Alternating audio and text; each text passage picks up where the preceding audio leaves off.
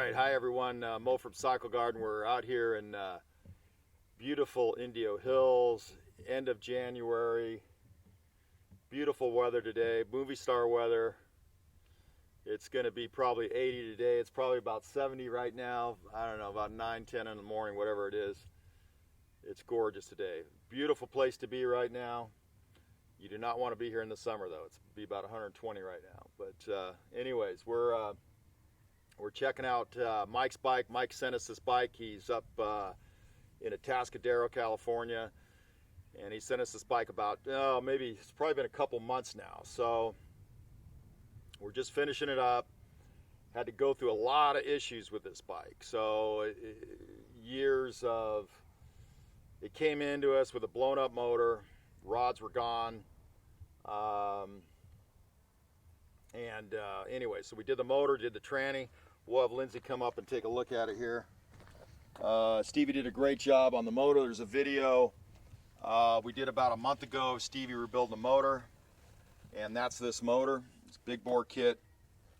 Got all that done. We had an issue with the case. The case was warped, so we had to swap out the cases.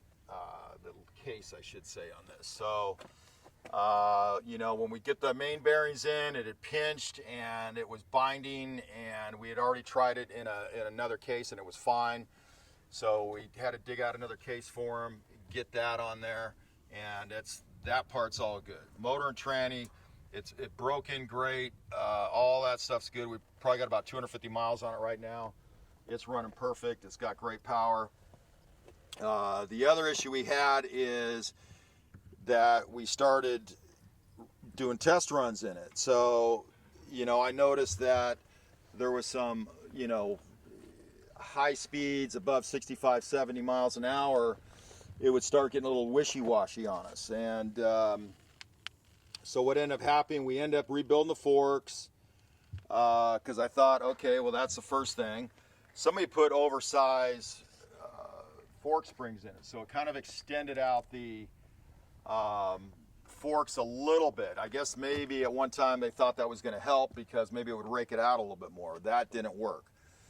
So, you know, we tried the shocks. That didn't work. So what we ended up doing was finally, I ended up talking to some of my old buddies I got that used to run ZDS. And ZDS was the importer of Moto Guzzi's here in the late 60s, early 70s, and they basically handled all the police bikes. And those guys told me that yes, they had problems with frames from the factory, that they'd get a little driftier, they had different issues with them. So I think this is one that slipped through. It's a civilian bike, of course. I don't even know if it went through ZDS. A lot of that got delivered straight to the dealers, but you know, it's probably a funky manufacturing right from Guzzi. So, you know, it was a gamble. I had another good use frame the same year. We shot it real quick. I didn't do a quick, you know, just a quickie paint job on it, and it's tracking really good now. So this thing tracks really nice. I mean, I'm up to like 80, 85, 90 miles an hour, and it tracks really nice.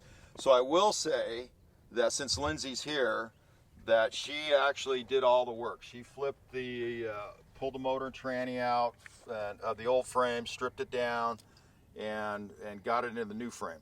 Now, it might have taken her a little bit of time, but she got it done. And she also did the wiring harness. So she's actually, even though I may consider somewhat, you know, not too advanced, but she is coming along pretty good there. So hopefully she'll make me look good on this video. Anyways, also,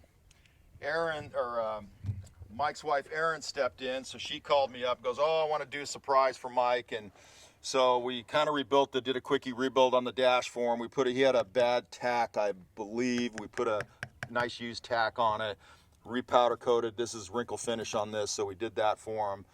Mike didn't want to spend the money on it, and then Erin calls up and says, what can we do on it? I want to take care of him.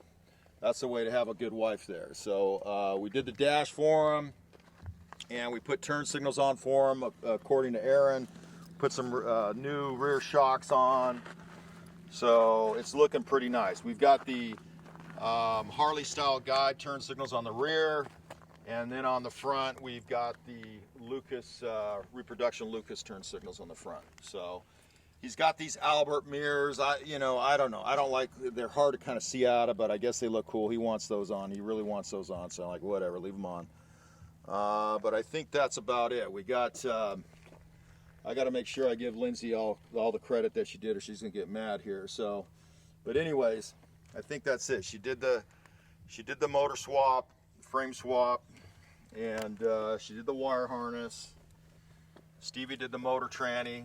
Stevie always does a great job with that shit. He's just really good. So, anyways, there she is. So I think that's it. We'll see how she sounds here. Oh. I made Lindsay laugh. My old man grunts and groans here.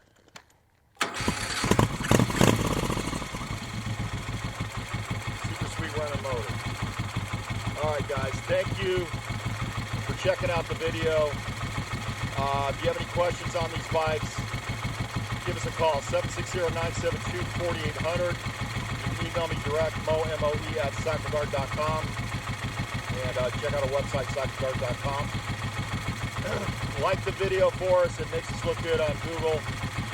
And thank you very much for watching the video. And we'll talk to you guys later. Bye-bye.